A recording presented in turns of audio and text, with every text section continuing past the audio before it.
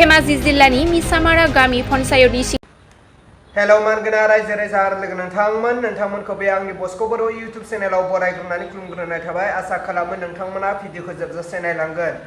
आरो दिनैनि गुबै टपिकआनो जाहैबाय जोंनि आसामावबो जोंनि बर'फ्रा बा बर' रायजो राजाफ्रा दिनै अपारेशन सिन्दुरखौ लानानै रेलि खालामदों। लोगोसे इन्डियान आर्मिनि जानानै दिनै जोंनि बर'फ्राबो खौसे जानानै दिनै रेलि खालामदों पाकिस्ताननि हेंथायै रायजोफोर। दा बाथ्राया बिसोर रायजोफोर दिनै इन्डियान आर्मिनि जानानै बा जोङो इन्डियानि थागिबि हिसाबै दिनै पाकिस्ताननि हेंथायै रेलि खालामनाय बेलायाव दिनै जोङो जयपुर नावकाटा भट केन्द्र आरो लोगोसे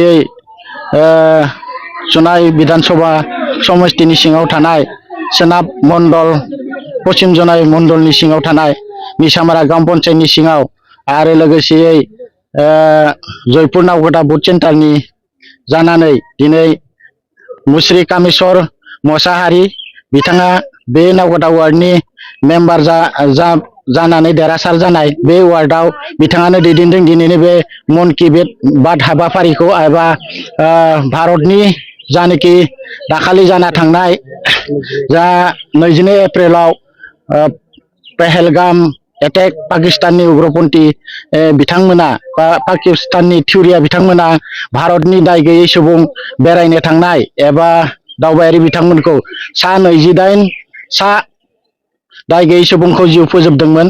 बे जिउ गैयै फोजोबनायाव जोंनि भारतनि दाय गैयै सुबुं जेरै सा 28 बेनिनो सानैया मुस्लिम आरो सा 26आ हिन्दु बे बिथांमोनखौ दाय गैयै सुबुंखौ जिउ फोजोबनायनि थाखाय बिथांमोननि जानाखि बिसि गथ' गथाय जोंनि गेजेराव थालांबाय बिथांमोननि जानाखि धोरोम बासिलायनानै थिउरियाफोरा बुथारदोंमोन।